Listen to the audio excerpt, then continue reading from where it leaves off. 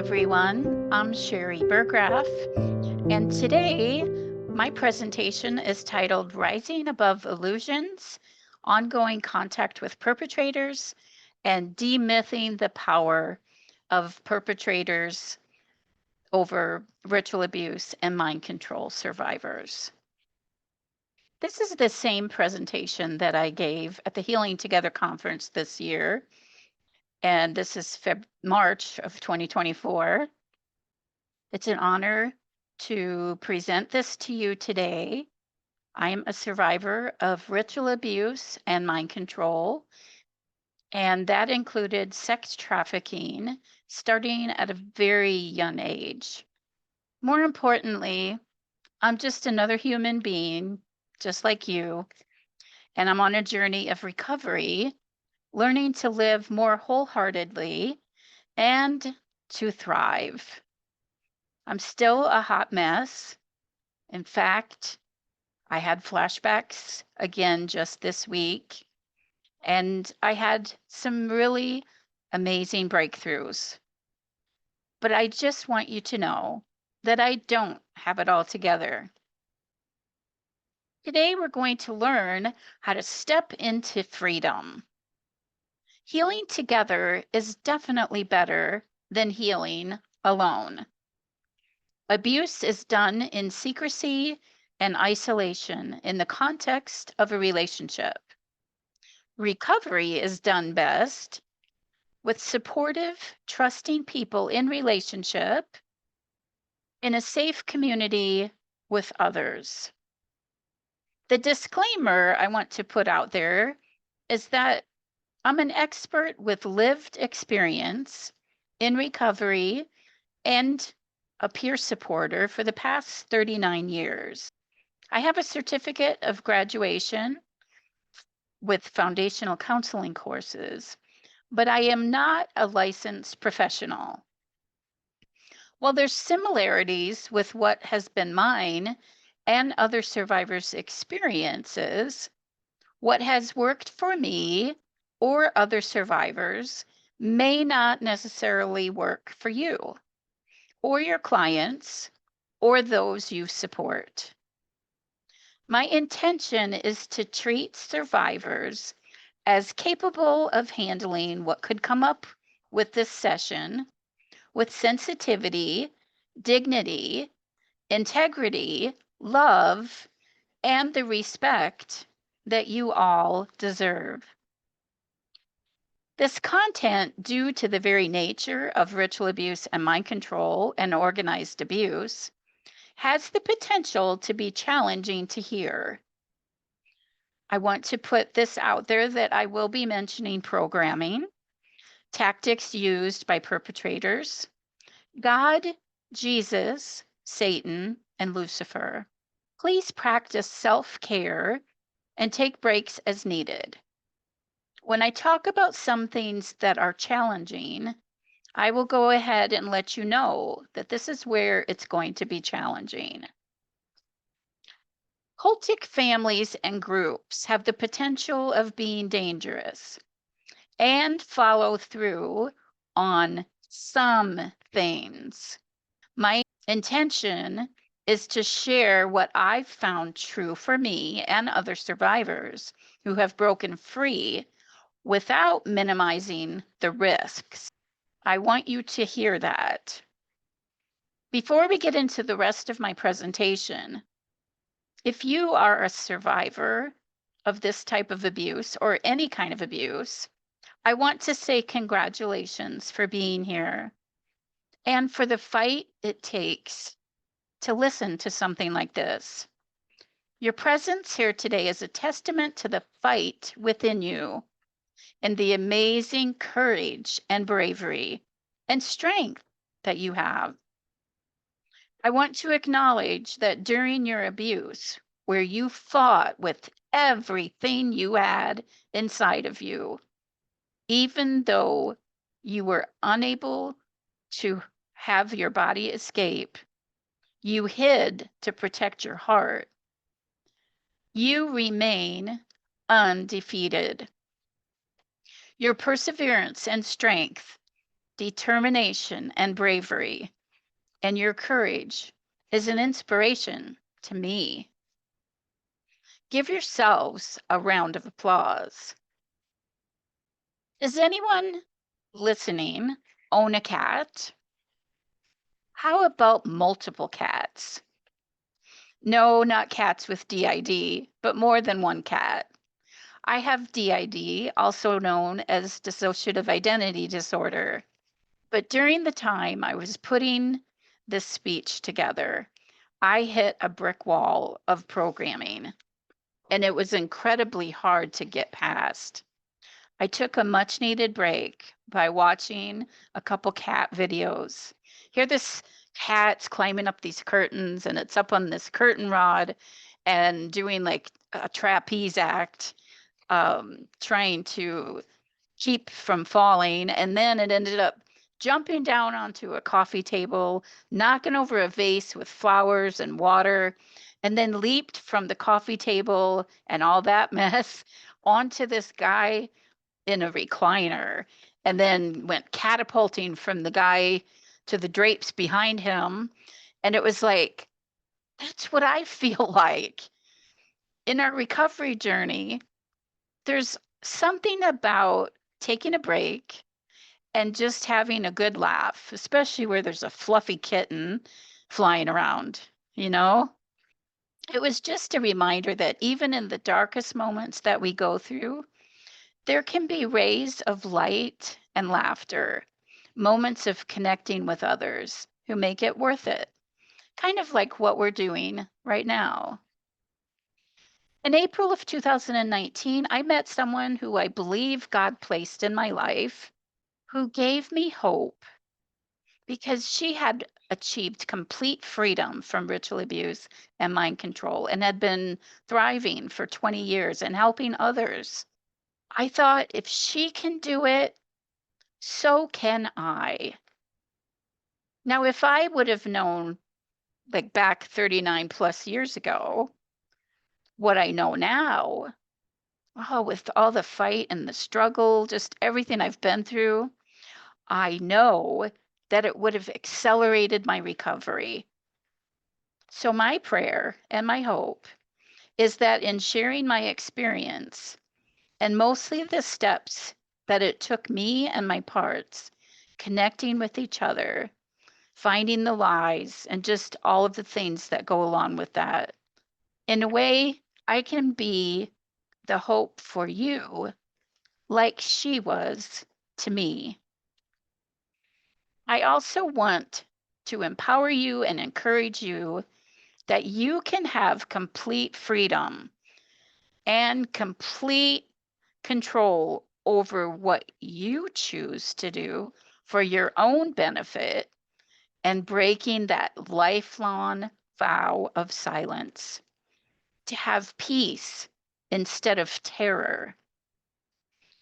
I encourage you to share any comments or questions in the comment section. I designed a t-shirt that says "Worth the Fight" on the front. And on the back, it says "Free to be me." It's something that you can get in my Etsy shop. It's Glory Graphics, GLORYGRAAFICS.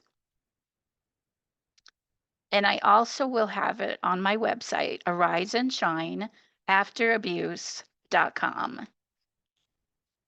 If you don't know what the definition of ritual abuse and mind control is, you can find that on my website too. But I came up with my own definition. It's a crime against humanity using brutal, cruel, sadistic forms of abuse that no human being should ever have to suffer, that is rarely prosecuted due to layers of protection and influence within very powerful circles. The combined multi-billion-dollar industries of drug and sex trafficking alone motivate those in power to conceal these crimes and prevent their exposure. I want to introduce you to the highest flying bird in the entire world, the Ruppel griffon vulture. They fly at an altitude of 37,000 feet. Much like vultures, perpetrators exhibit chilling similarities to these predators. They use their elevated position and authority to exert power and status, gain dominance and control. The vulture feeds on carcasses, reflecting the deadness inside of them, or at least the emotional detachment. There's no judgment here because perpetrators have had abuse too. So they're devoid of empathy and they exploit their victims' vulnerability without any compassion to the suffering, and they expect their targets to do the same. At the end of my speech, I will be introducing you to another bird that I believe has amazing similarities to survivors, with the focus on stepping into freedom. There is a Bible verse that says, "You will know the truth, and the truth will set you free." I know that Bible verses can be very triggering for survivors who have had ritual abuse. Please take care. I have kept these to a minimum only because I have had the same type of spiritual abuse. But the truth is the key to breaking the chains that bind us. Discovering freedom is closely linked to acknowledging and accepting the truth, no matter how hard, and hearing from others who have found liberation. Sophisticated mind control programming is done by highly organized experts who use effective techniques to gain complete control over an individual's mind, taking away their ability to make choices. It bypasses their free will, demands blind obedience, requiring complete submission for the benefit of the abuser or group, which is usually part of a larger agenda, all without the front person's knowledge. Even if there wasn't, but there is undeniable, verifiable proof from declassified CIA documents that exposes mind control experiments and highly secretive government projects. I was one of those victims. Despite the complexity of conditioning, however, it does break down when a survivor breaks free and is no longer being reprogrammed. As a survivor of such crimes, I deeply empathize with your experience if this has happened to you. And I want to affirm that I believe you. But even if you didn't hear that from me, the biggest step is believing your own memories, connecting with your own truth of what happened to you. During any kind of abuse or trauma, the mind has the capability of creating identities, or DID. Programmers, however, purposefully divide the mind into separate identities, creating amnesic barriers between them.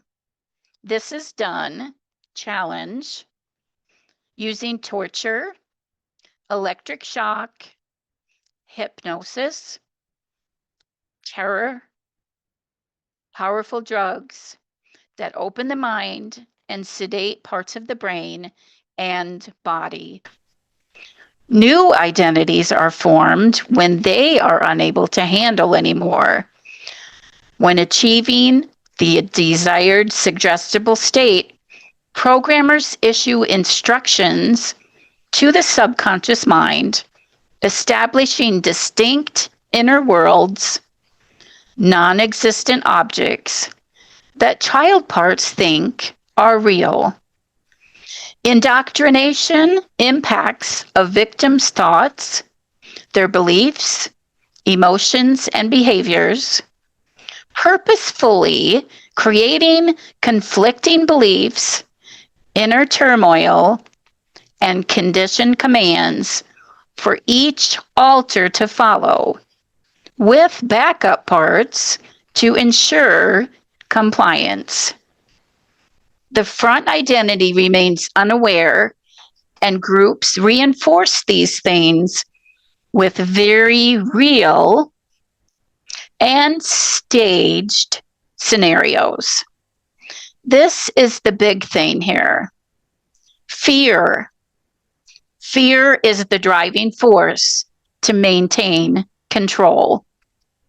The belief within us, then, is that disobedience always has deadly consequences.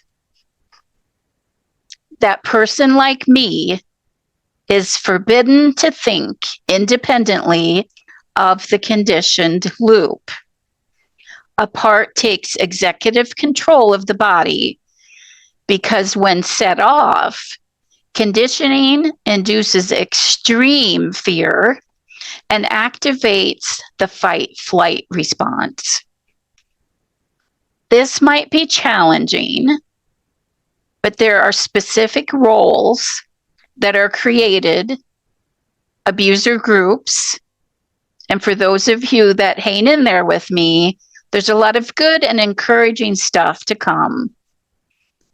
Abuser groups create parts that are used for the following.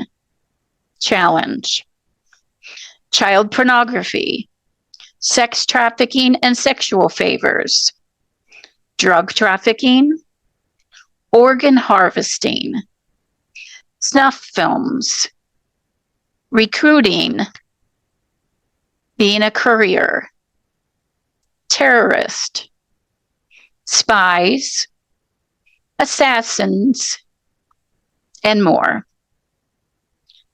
All to support a hidden, evil, political and/or criminal agenda. This list is also available on my website, ariseandshineafterabuse.com. Knowing that conditioning breaks down, these people ensure that the person will be reaccessed and reprogrammed. And they do this by creating what's called reporter parts and callback parts within the person's system. And the front person is unaware. Reporter parts have the role of making sure that if there's any changes in that person's life that are viewed as forbidden or being disloyal to the group, like moving away, changing your phone number, getting into therapy, being hospitalized, this part, this reporter part, will make a phone call or report the changes to the group or the abuser in person, but mostly with a phone call. Callback parts have the role to return. I won't say the code phrase that's used, but they will return to family, group, handlers, leave the house to go to rituals or trafficking, or to be reprogrammed. And all of this is done to regain the original control and to enforce obedience and silence. They create multiple reporter and callback identities, and a lot of them mimic perpetrators, or what I call enforcer parts, to ensure obedience. I'm going to share something with you that happened to me when my programming was breaking down. And I didn't realize until years later that what I was experiencing when I got close to remembering that my dad had sexually abused me, I couldn't sleep and I couldn't eat for 28 days. Carnation instant breakfast is what kept me alive. The abuser group, well, one of the abuser groups was a Catholic church. But because it was 15 years later and I had moved away, some part of me called a Catholic church wanting to talk to a priest that I didn't even know that lived closer to me and wanted to talk to him. And then he wasn't available. So then that night, another part of me, which I didn't know why at the time, wrote a 6-page letter to my mom. The conditioned belief was that my challenge, that my mother would die just from me remembering. And so then the next morning, by the time I called the priest, I hit on what I call the terrible threes. This is programming where there's 3 choices. First, I felt like I was just going to die. I kept hung in there with the urge, and it was very hard. Then I felt like I was just going to go crazy, or that I was crazy. The lies in that conditioning made me believe that I was crazy, I was going to go crazy, and the feelings are very intense. And then after I hung with those urges and trying to just fight the conditioning, the next thing that came was that I needed to do something to harm myself. I did not act on those urges, though they persisted for I don't even know how much time. But when I did end up talking to the priest, and I just had a part say out of my mouth, and this was new knowledge to me at the very time I was saying this, they said my dad sexually abused me. What does programming feel like? This might be challenging, but it might be empowering so that you feel like you're not so alone when you have it happen to you. Panic, terror, feeling like an emergency, like something horrible is going to happen. A sense of deja vu, like this has happened before. Absolute belief in whatever that condition lie is. Urgent life or death impulses, like it feels like a matter of life and death. It overrides rational thinking, a heightened sense, like all my senses are heightened, like being on high alert. Physical symptoms like fast heart rate and shallow breathing. Mimics a crisis. Sometimes it can be a crisis, but sometimes it can be programming. Thoughts of I'm dying or needing to call 911. I can't tell you how many times a part of me got up in the middle of the night, started getting clothes on, feeling like I had to get to the hospital, grabbed my husband, woke him up. I thought I was dying. And then once I got to the hospital and got checked out, of course, there was nothing physically wrong with me. Intrusive thoughts.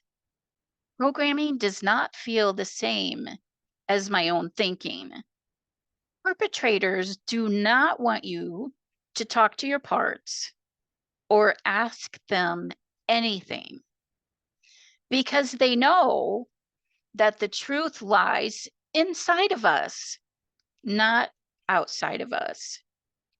The truth, if you are a survivor, lies inside of you, not outside of you. Everything that groups like this and abusers do is is about seeking external, outside of ourselves, permission from them, approval from them, and not go within to check anything out for ourselves.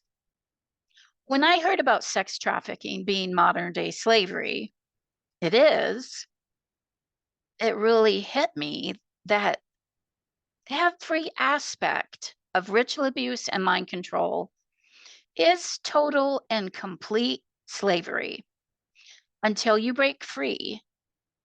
And it is a lifelong process.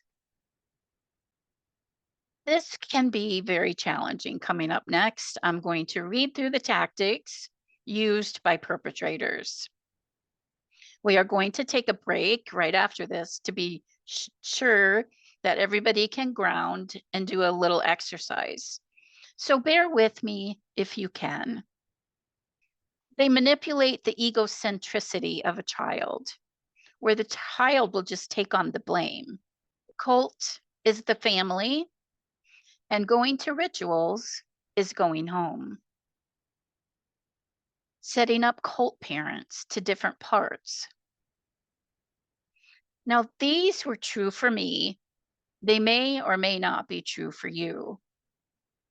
Compromised leverage, where they take incriminating photos of things like of minors, where you're forced to do things, and that so are they, so that they can blackmail you to get you to do things or to keep you from doing things, like ensuring your silence and your compliance, and being shown the harm that will happen as they're harming others for your disobedience or for disclosing secrets. I got to tell you, it's very effective what they do. This conditioning works. Another tactic is being forced to commit crimes. What I would like to add to that is that when my dad supposedly fell down steps, I believe he was eliminated. And my parts later challenger remembered me being given the hat that was never found at the scene and telling me that part told me what my abusers told me, that if I ever remember or tell, that I would be framed for his murder. Later, and again, before I left that area, when my abuser group found that I was going to be moving away, I was re-accessed and reprogrammed when I was meeting the person that is now my husband in a Walmart parking lot. Hearts told me that I had to exchange my life for his, or they would do something to him. One of the things they did during this session was to put me in a jail cell to let me know that if he was eliminated by them, I would also be framed for his murder. This conditioning, like I said, is very effective. Getting family or other group members to spy on you. Doing stuff to them to condition and program them to do that. Double bind situations. No-win situations. Beliefs of immortality. Tapping into darkness. Demonic power, which Satan does have power, and that can lead to having psychic abilities and demonic oppression. Compartmentalization, where they wall off the identities, but then they also have different parts that have different experiences that are walled off from each other. Coerced actions are framed as choices that we made. No, they do not give choices. Reversal or inversion techniques. What this means is they get you to believe that good is bad, bad is good, life is death, death is life, up is down, down is up. You get the picture. Inducing guilt through coerced harm. Guilt and shame is used as a tactic. I mean, they shame you for doing the things that they force you to do. That guilt and that shame, when I realized it was not mine, but that it was put on me, I was able to realize the truth. Then they no longer had that leverage because I no longer felt guilty. I no longer felt shame. I knew the truth. I did not do any of those things willingly. Food and sleep deprivation. Distorting the concept of a loving God. I wanted to touch on this one, and this could be challenging. When my parts told me the truth about what happened, it freed me to be able to start healing and to start having my own spirituality. I want to be sensitive with my words. I was sexually harmed by a man, and I was told to pray to God and to Jesus to save me. And then another person that was dressed up like Jesus, he wasn't Jesus, also then came and harmed me sexually. And then another person that posed as Satan, dressed up like Satan, saved me. And then I was forced to worship him. I was forced to make vows and pledge allegiance to him and go through a mock marriage to him. All that was forced on me. When my parts told me and I connected with them about the truth about what they did, I was like, and they were like, you mean God didn't want this to happen to me? And that wasn't the real Jesus? And that wasn't the real Satan? I wanted to say that because that was huge for me to know and be able to separate the feelings and the intense reactions that parts of me had while I was remembering this. It was the truth. It wasn't Jesus. Now, it took a while to get where, because they did this with more than one part of me, but I was able to get enough of me to realize that that wasn't the truth and learn the truth about Jesus and God. They exploit evil power because Satan does have power. Satan is more powerful than people, but not more powerful than God. They use a lot of spiritual abuse, religious indoctrination, religious syncretism. What that is they introduce you to all these different religions. And I mean, they put you through practicing them. And it's not like they just tell you about it.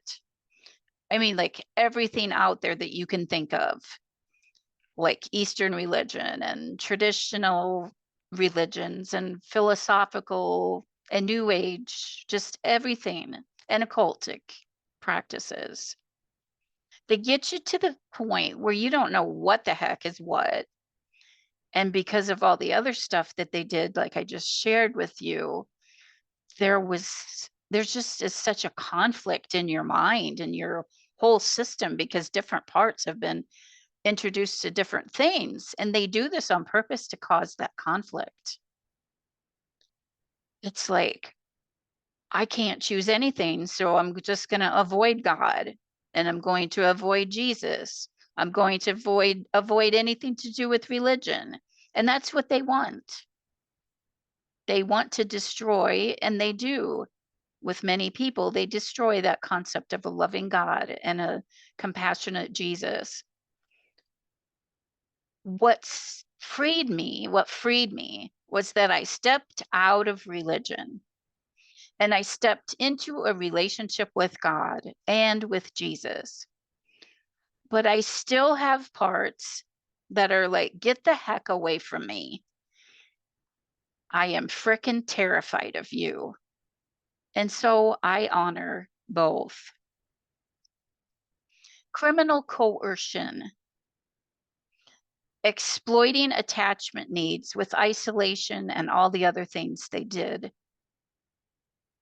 Trickery, claims of secret knowledge. They share this secret knowledge supposedly to make you feel like, oh, you're so special. You belong to them and you belong with this group because now you're in on the secret and things that you're not supposed to, and they are not supposed to share with anyone, but they've shared it with you. So you're in, you belong. And then they become the threat against you. Threats and manipulation. Escalation of commitment.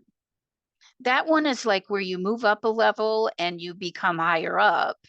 So now you do the things that they're doing, the whole group is doing. And it makes it seem like you're no longer being harmed, but they're still exploiting that person and they're still harming them in ways. It's just different. Distorting memories. I'm not talking about false memory. I'm talking about taking existing memories and distorting them and putting some false memories in there where it's all about confusing you. Sensory and confusion. Some of the sensory stuff they do is spinning and a lot of things that cause you to be disoriented and more easily indoctrinated. Observational control and retribution. What that is like if they have you in a room and there's like a two-way mirror where they can observe you and see what you're saying and sharing with another person. And then all of a sudden, they appear and it's like to prove that they know what you're saying and doing and that they can know everything. Everything external, externalization. Creating enforcer identities, training you to leave your body. They do this for many reasons. It makes you more vulnerable to manipulation and demonic oppression. And it makes it so that you will dissociate more because they don't want you in your body. The safest place that a survivor can be is in their body. And there's more, you have yourself, you can identify your feelings, you can connect with yourself and your emotions and your mind. And they don't want that. They create cognitive dissonance. They prey on a child's compassion. Some of my abusers even caused me to feel sorry for them because they said if they they said if they didn't do what they were doing to me, then they would be killed. Coercive justification through false altruism. I had medical experimentation, and this was done to me to get me to to justify what they were doing to me, for one, but also to switch it around. Like, I'm not supposed to feel badly about the harm that's being done to me. And what they used is to say that they were doing research to find a cure for cancer. And so then I became a conduit for good, to do research to help others who have cancer, to find that cure for cancer. So then I'm not supposed to have feelings about what's the harm that's being done to me. Another thing they do is trauma bonding, create dependency. Illusionary structures, objects, and worlds, and they are illusionary, but our parts don't know that. Alienation from anything external, like getting resources and help. Loyalty manipulation, so that we are loyal to the group, the abuser or abusers, Satan, and not ourselves. Something I did want to touch on is that they present themselves as all-knowing, all-powerful, all-seeing, all omnipotent, as if they're more powerful than God himself, and as if Satan is as well. Okay, let's take a few minutes. Oh, I forgot the fear-based conditioning and undermining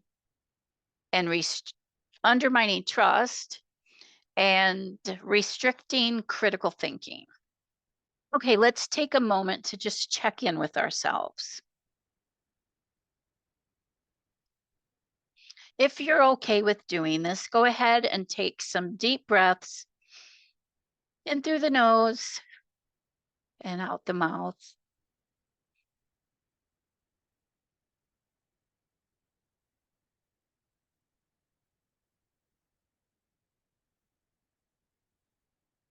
Feel yourself seated on the chair, the couch, wherever you're sitting. Feel your feet flat on the floor.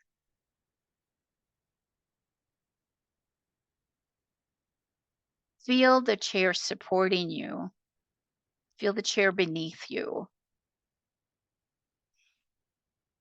How's everyone doing online?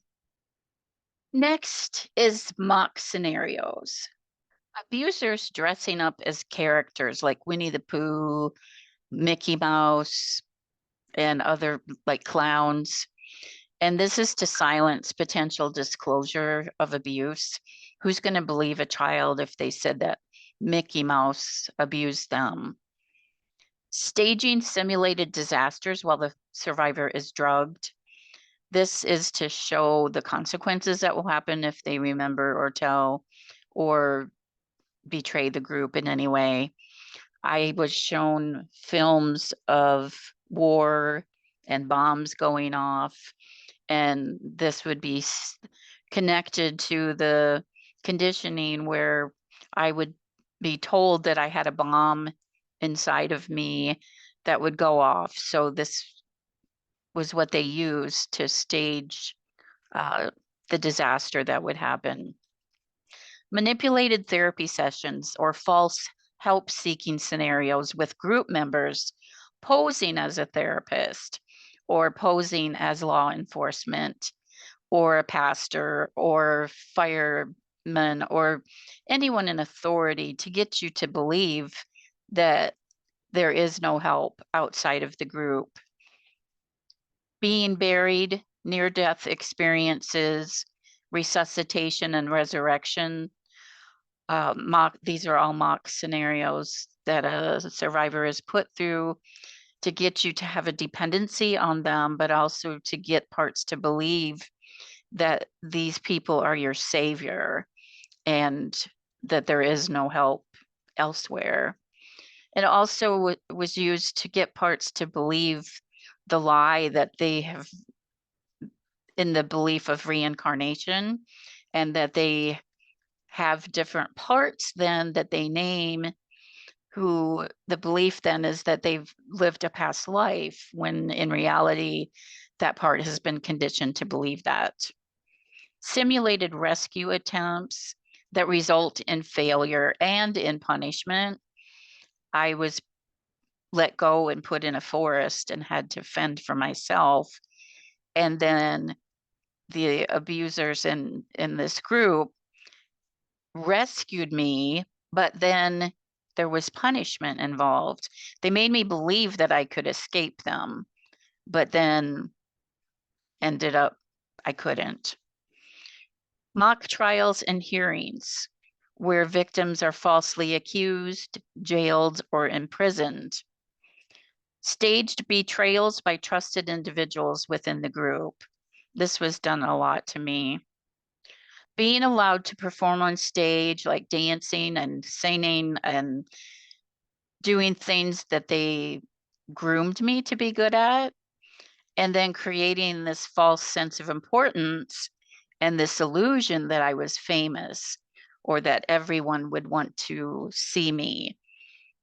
When I was making my speech, I was going to share what sets programming off, and I decided not to.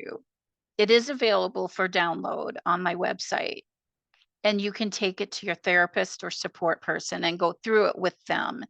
One of the things I do want to touch on that does have to do with the programming is that being touched on or somebody tapping you on a particular place on a survivor's body, that can set off programming. I had a person do this exact thing at the conference that I spoke at recently, and it's done by acquaintances, friends, our husbands or wives, support people. And I know that it can be done innocently, because just out of affection. Um, and I know that this was not this person's intention to cause any harm at all. And this person touched me on a place on my body, and they patted me as they came from walking behind me, and they were coming in front of me because I have short legs and they were walking faster than I was. I do got to say, though, if this had happened years earlier, I would have done whatever that person wanted. That part of me would have just went with that person.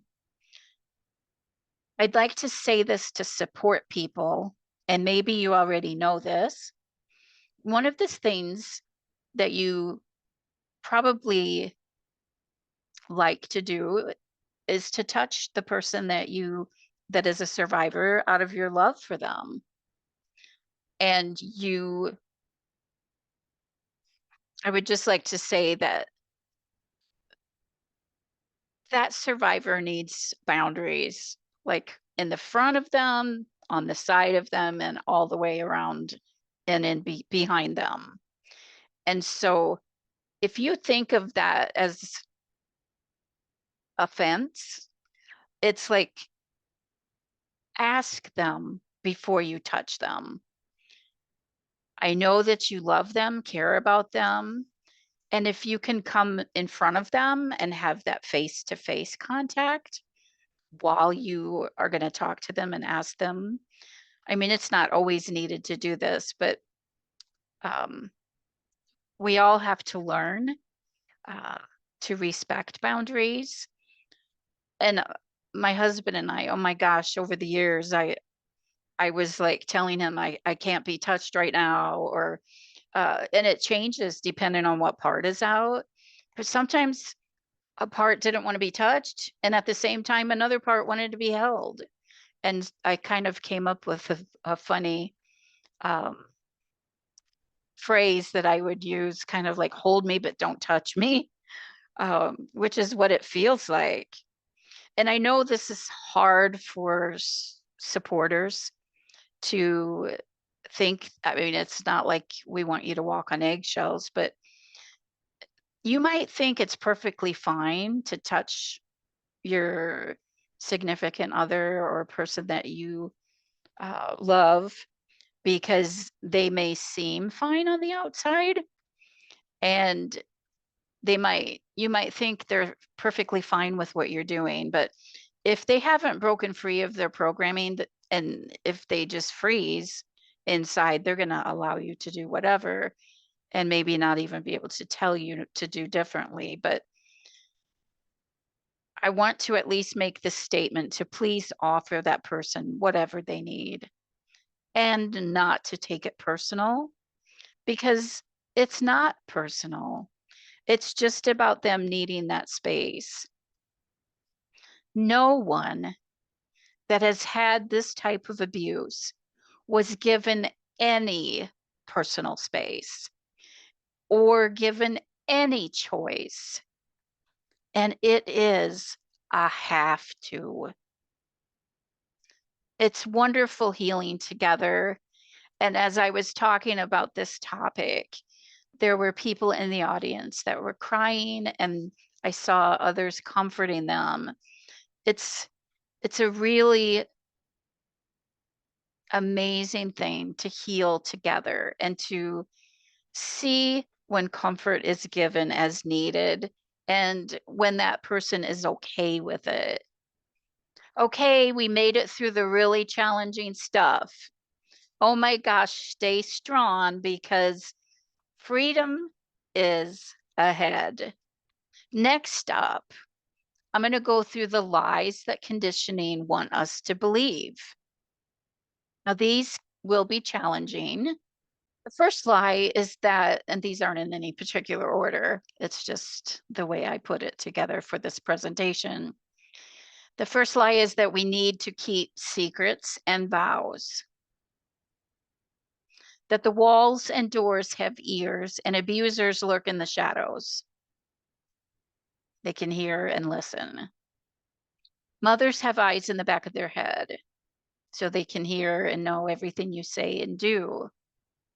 Birds and crows can hear and know your actions and your words. Abusers have high-tech surveillance capabilities.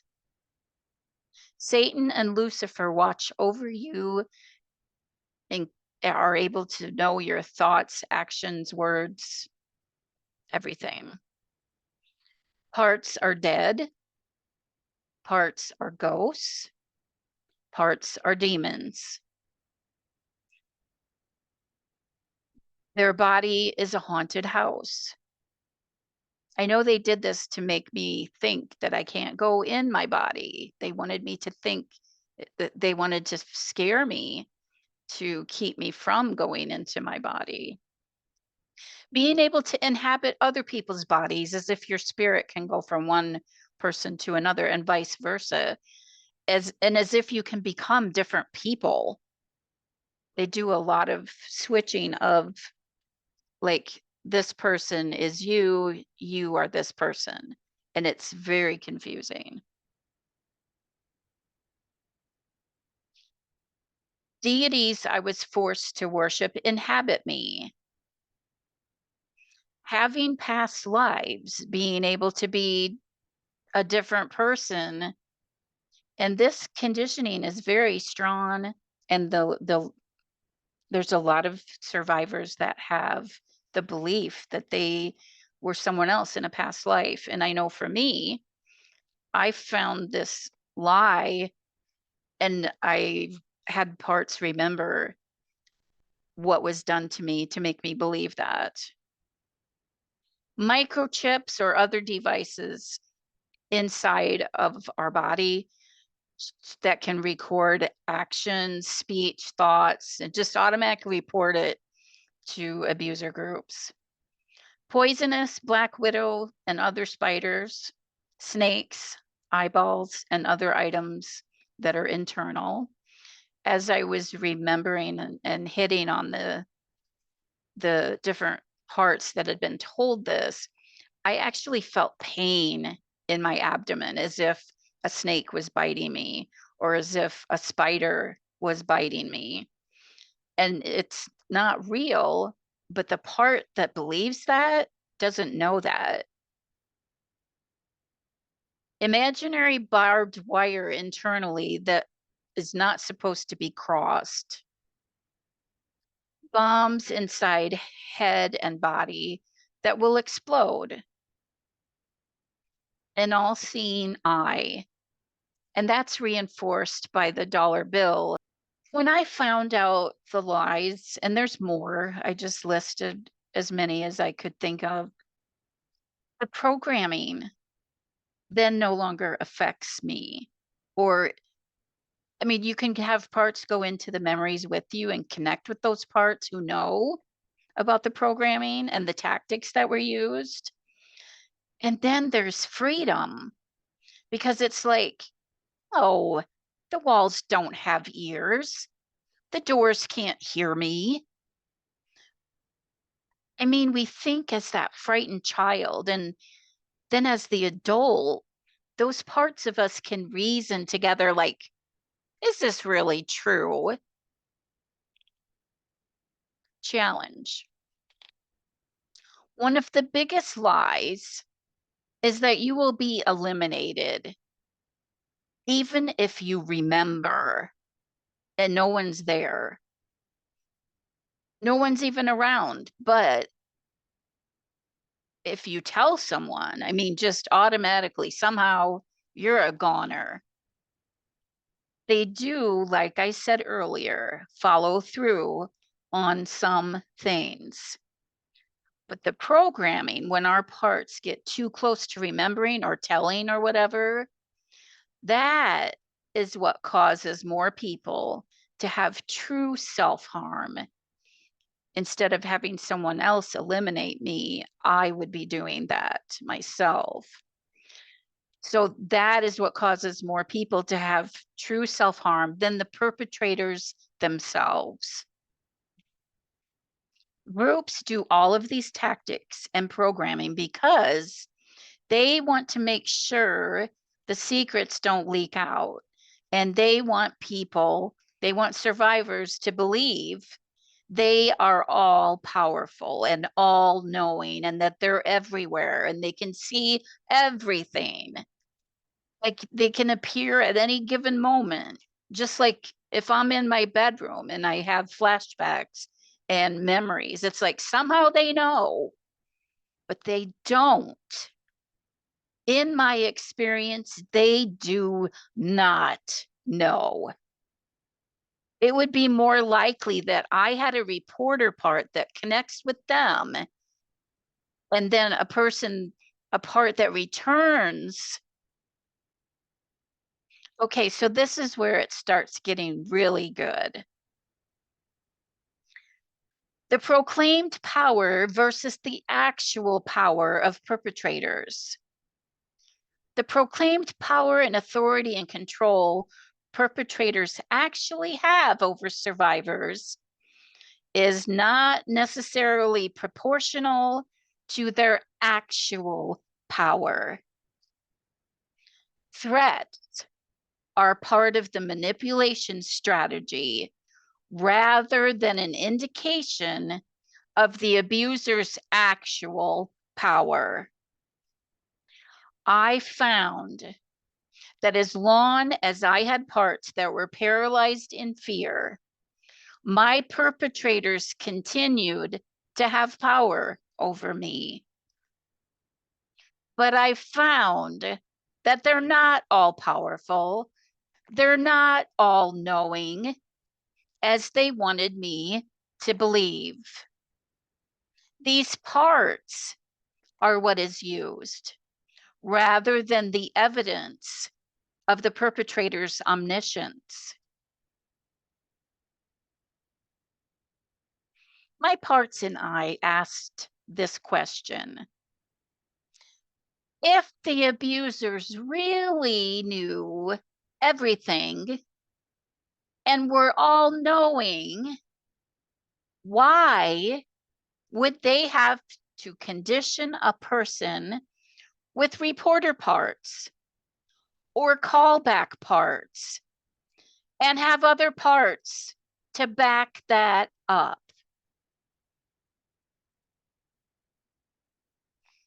Another question I asked, if I was so bad and so evil as a child and young adult, why did they have to go to such great lengths to get me to believe and convince me that I was? And then more recently, in the last, since I've been really working on this one, probably the last 5 years, if Jesus was so horrible, why did they have to work so hard and go to such great lengths with people posing as him to convince me that he was? And I have a survivor friend who helped me with this one. Why did they have to go to such great lengths, beginning at birth, even in utero, for years to get us to believe all these things?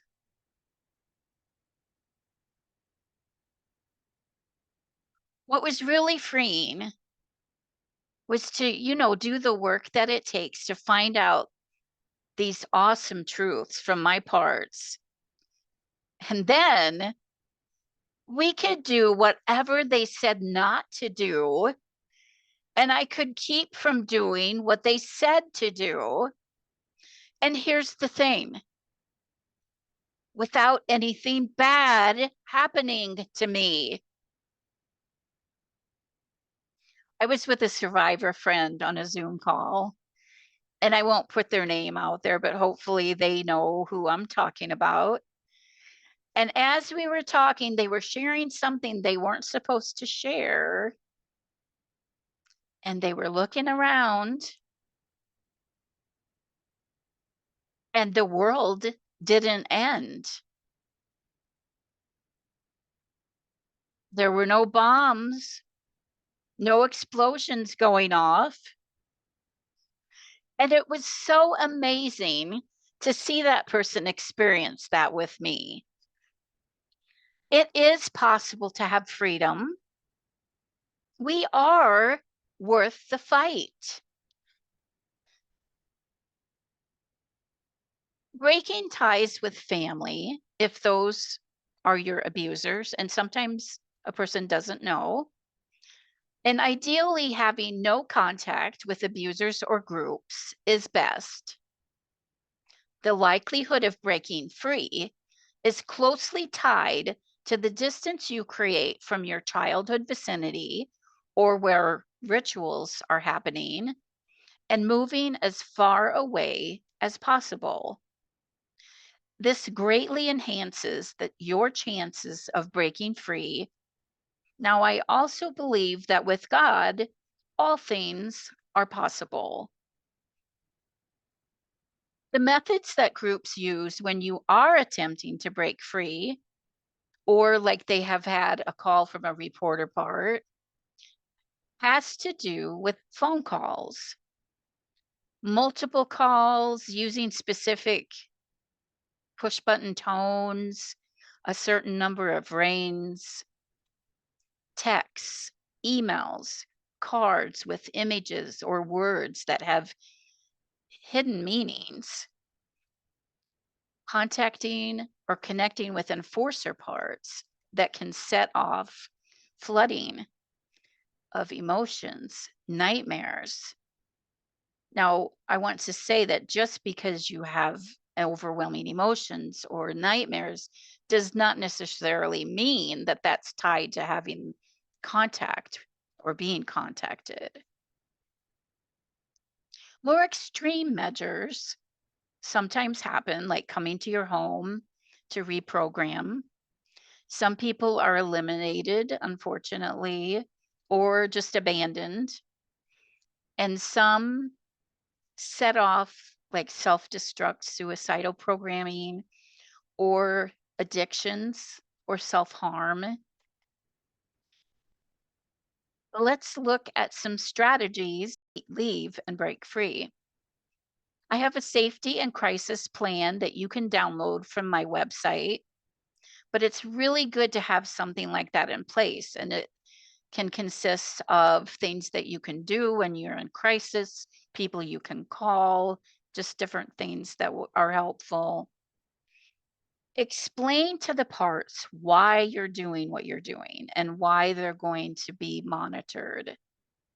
And then have someone be with you, a support person that you can trust, that will help with monitoring yourself.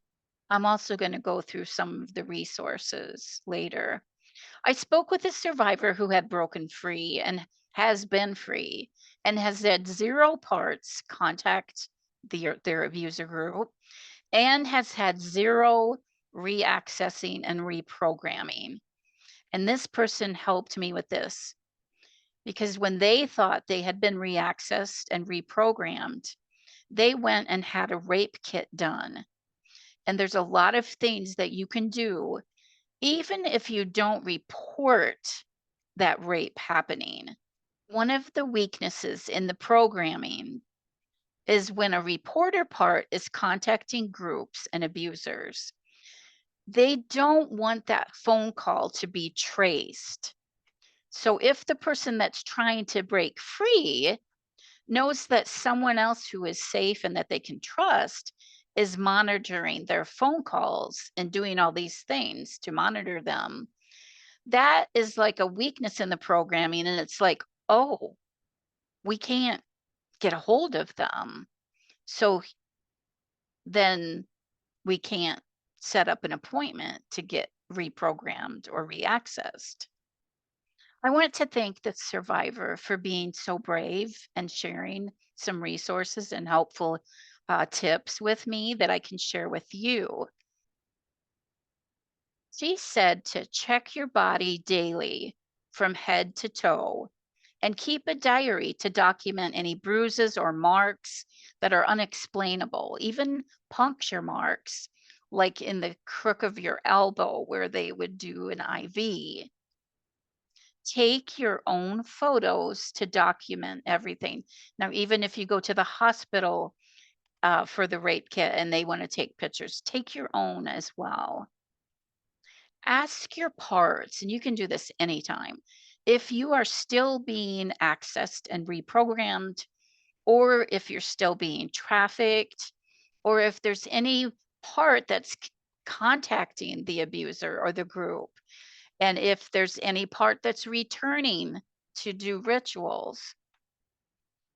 Note any mental changes. The survivor that I spoke with said that they felt better than ever that day. And it was because when you're reprogrammed, you're walled off then from the parts and you feel really good. If you get the rape kit done and they check for DNA and all that, that's really important because then you have forensic evidence and then they can do something about it. Even if you don't report it or if you don't make a statement, try to at least share the basic facts. And that can be who, what, where, and when. And if you do decide to go to the hospital, take a person with you. And later, if you decide to press charges or make a statement, have someone go to the law enforcement with you when you decide to do that. Okay, let's go over the resources that have helped this survivor break free. The first one is a web app called EYESY, EYESY.com. And then there's a sticky widget. And what this particular survivor did is that they put it on their phone so that all of the parts could read it. And what it says was, this phone is being tracked. All calls are monitored. Then there's a quick set smart key. I don't think I could do this one because you're actually like in a bedroom with the door locked so that you can't leave. But they also mentioned Simply Safe, where you can use a motion sensor that will alert someone if you leave your bedroom.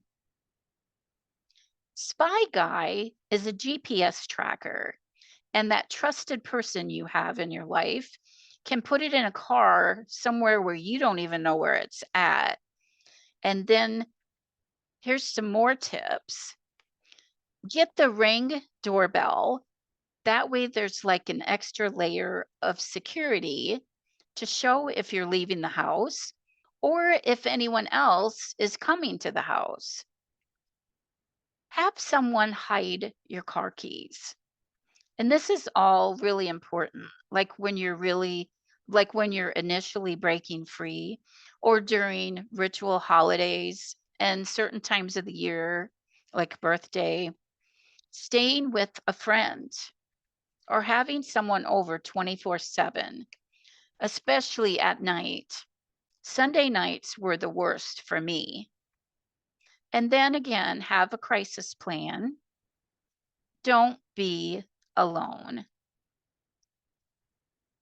The internet is amazing for connecting with other survivors and healing together. I believe we are each responsible for our own safety. There are other systems, people that have DID, that have been ritually abused and had mind control, that don't know that they are still involved or still being accessed. So, my rule of thumb is if a survivor is unaware, you still need to beware. If another survivor is aware that they are still actively being accessed and harming others, you need to beware. Take your own precautions, like maybe do stuff online instead of in person. Group crossover.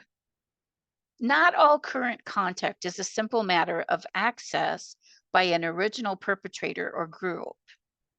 One of the things that happened to me is I think it was like 15 years after I had gotten free and away from the group.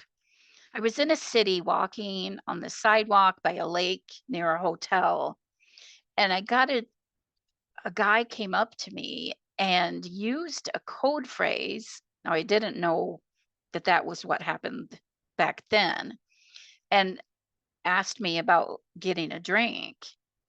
And I did not know why, but I just went with him to the hotel and got a drink. And then he took me to a strip club that he owned that was closed. And then he took me, and even though nothing happened and I was co-conscious at the time, now this was during the day, he took me to another bar. Now he was setting off my original programming, even though he wasn't from my original group. And he was introducing me to his family. And we were just walking around and we never sat down and drank anything. But I got to thinking, I mean, in my mind, I was thinking, boy, he's got a lot of brothers and sisters because he was saying, this is my brother so and so, this is my sister so and so.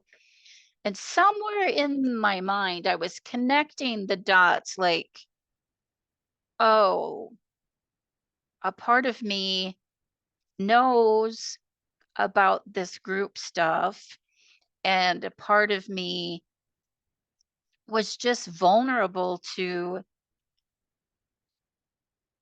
being, just going with this person. And I had no sense of danger, the danger that there could be, or that, something could happen. And I could not say no. And I was not able to stop what was happening. But anyway, when he took me back to the place where my car was, he said to me, now you're in. What you do with it is up to you. And I knew I better get the heck away from this guy. And later I realized this is what I call group crossover. It's not your original group. It's not like being accessed by your handler or original perpetrators. But also, unfortunately, when something like this happens, it can lead parts to believe these abusers and groups are all knowing. Look what happened. They'll get me wherever I go. That was not true for me. So, overcoming tactics, challenging the beliefs that I had with adult parts, and reasoning and connecting with those fearful parts of me with love and objective truth helped me to achieve internal peace. One of the big truths is that you and I don't belong to any person or any group.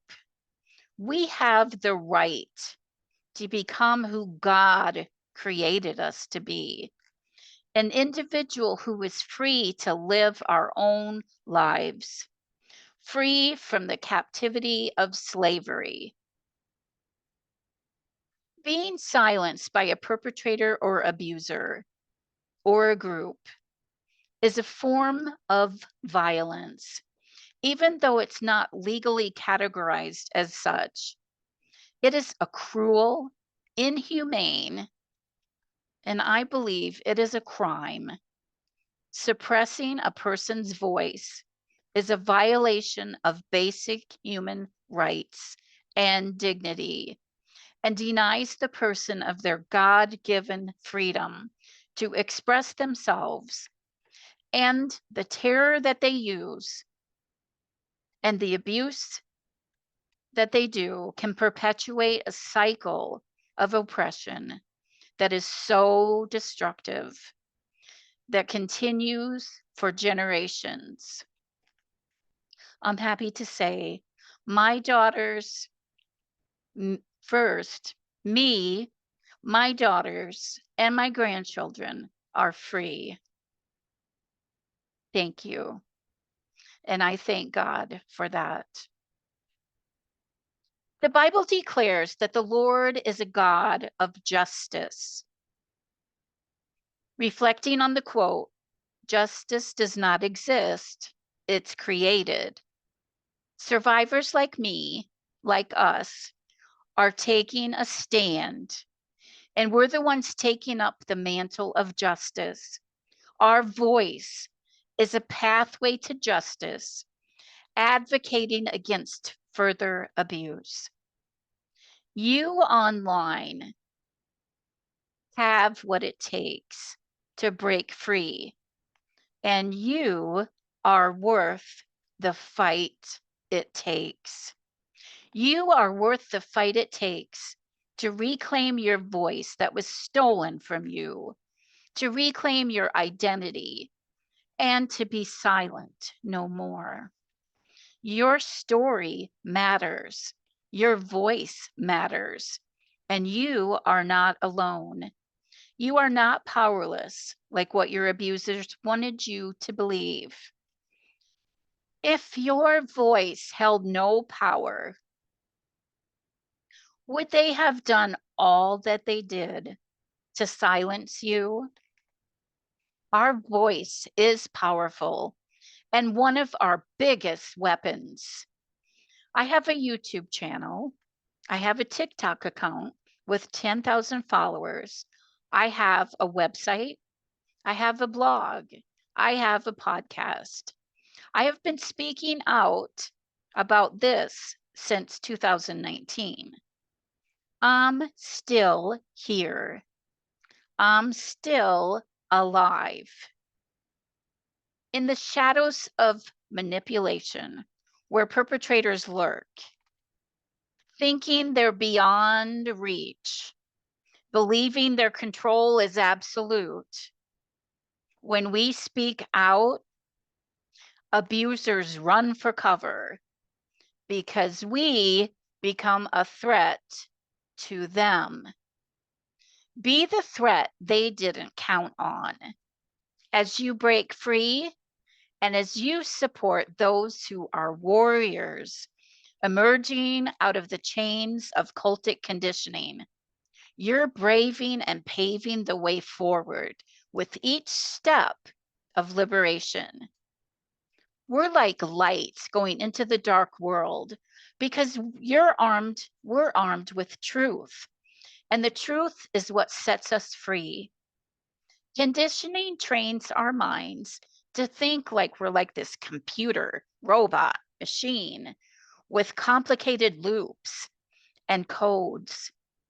And I needed to find a simple way to bypass all that. And so I just connected with my parts.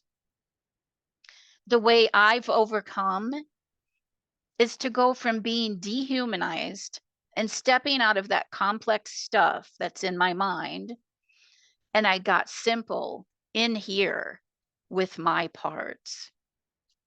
I saw myself and I see each of you as living, breathing human beings who were tortured and terrorized.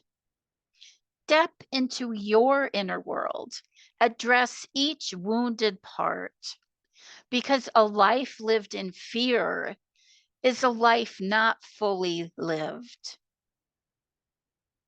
When we understand, we're still thinking from that child part's perspectives, with that child part's fear of what will happen if they don't just blindly obey. We have freedom. When we acknowledge their fear, we don't have to abide by those rules anymore. And we can use simple language that they can really understand.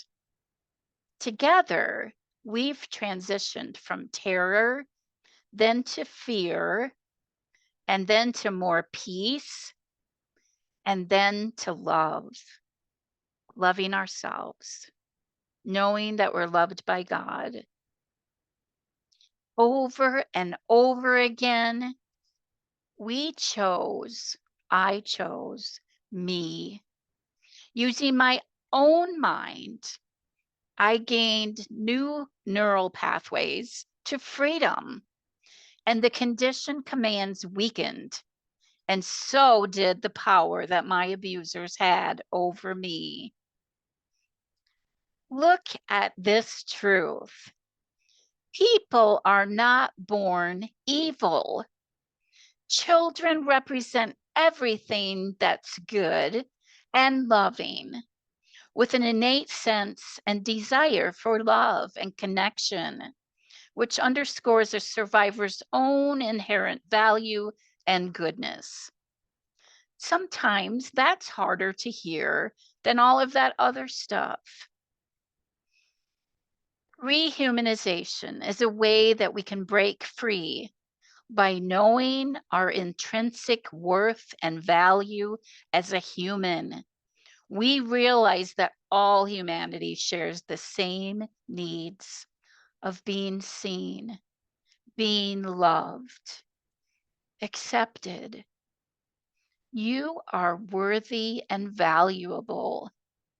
You are indispensable. When you speak with individuals who believe you, you challenge the conditioned belief that no one will.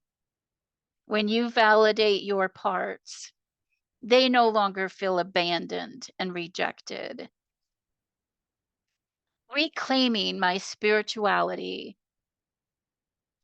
The adult in me could evaluate the beliefs that I was conditioned and forced to adopt, reject my abuser's lies, false power and authority, and I refused to submit to them and their deities.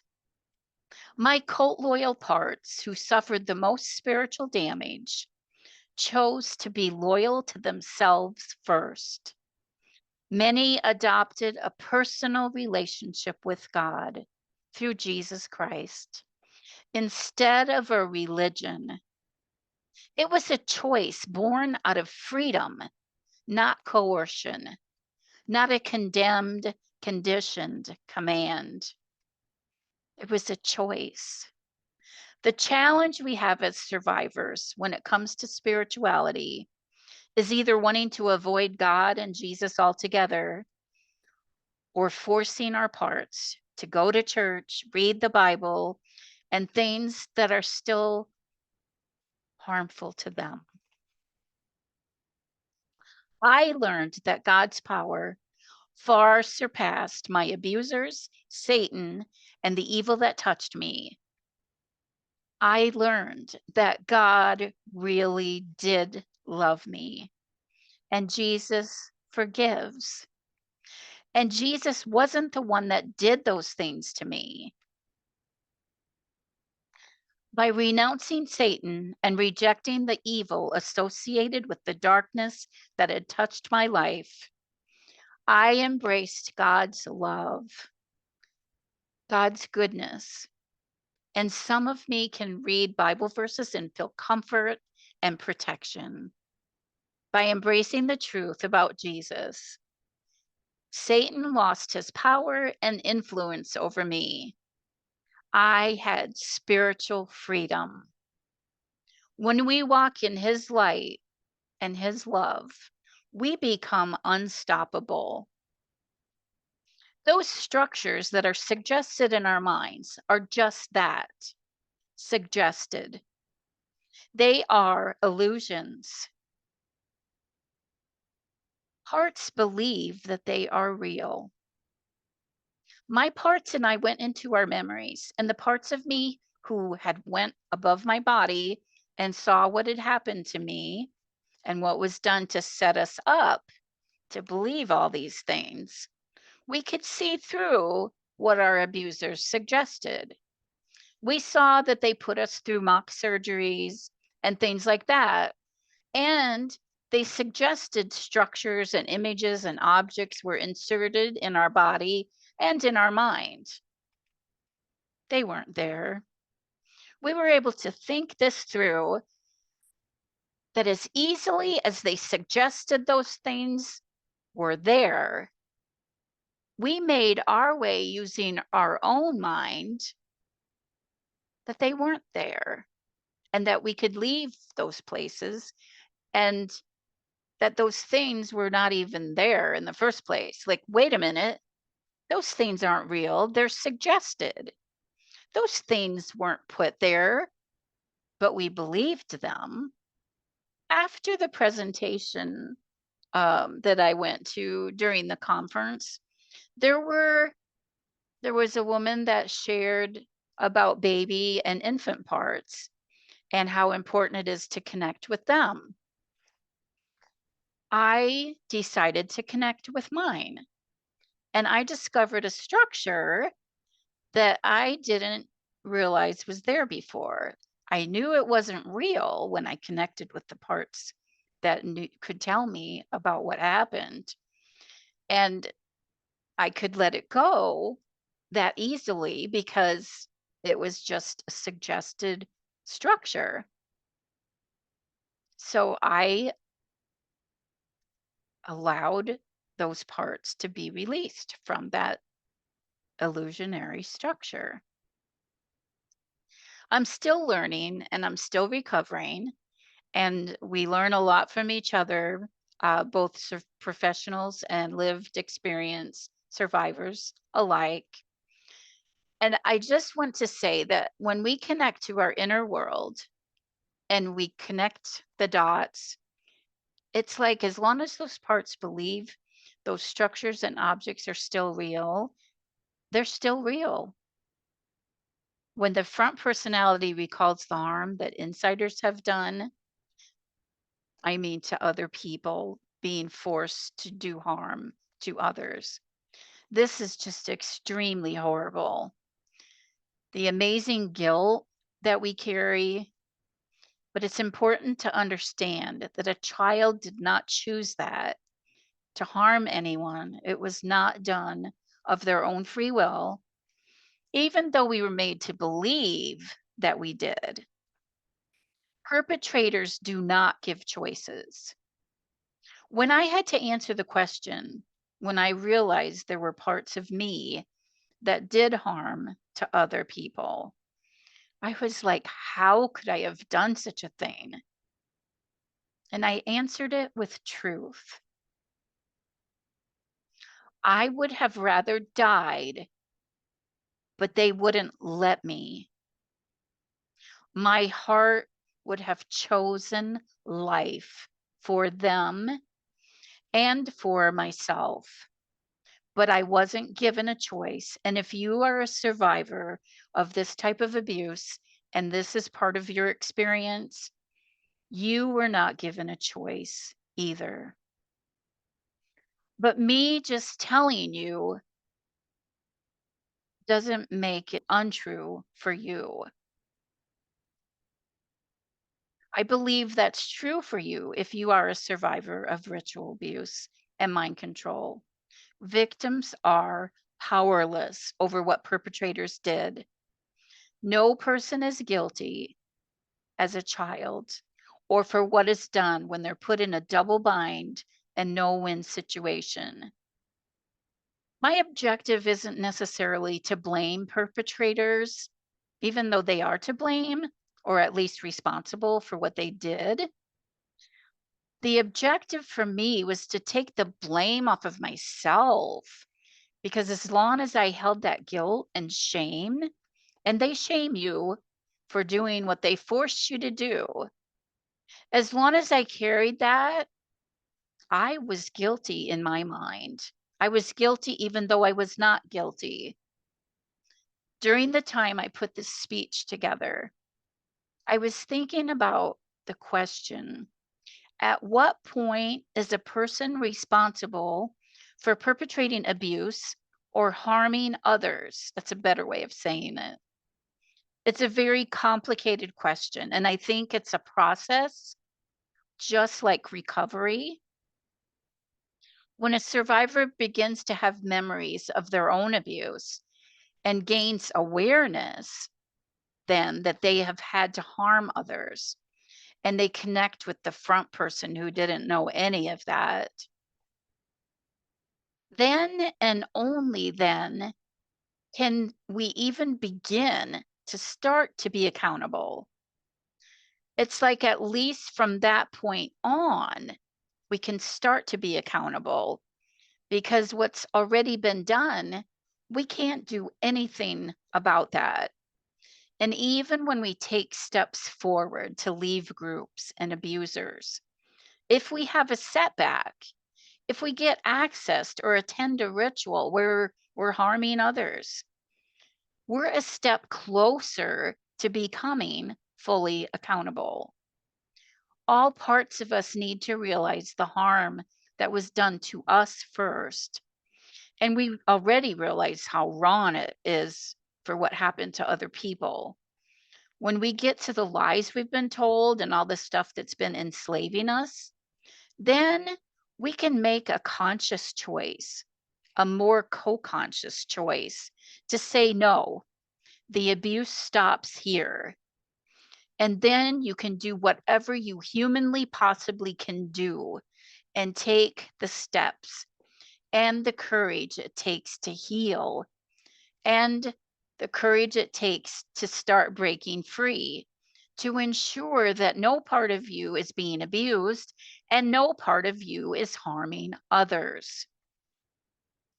Adults who become aware that they have parts that are harming and don't take any steps at all to gain freedom, and that still is a process, and that they are still being abused, and don't take steps at all to gain freedom, they're more accountable and more responsible than they were before. But there's still a progression. And yes, they are still a danger to others.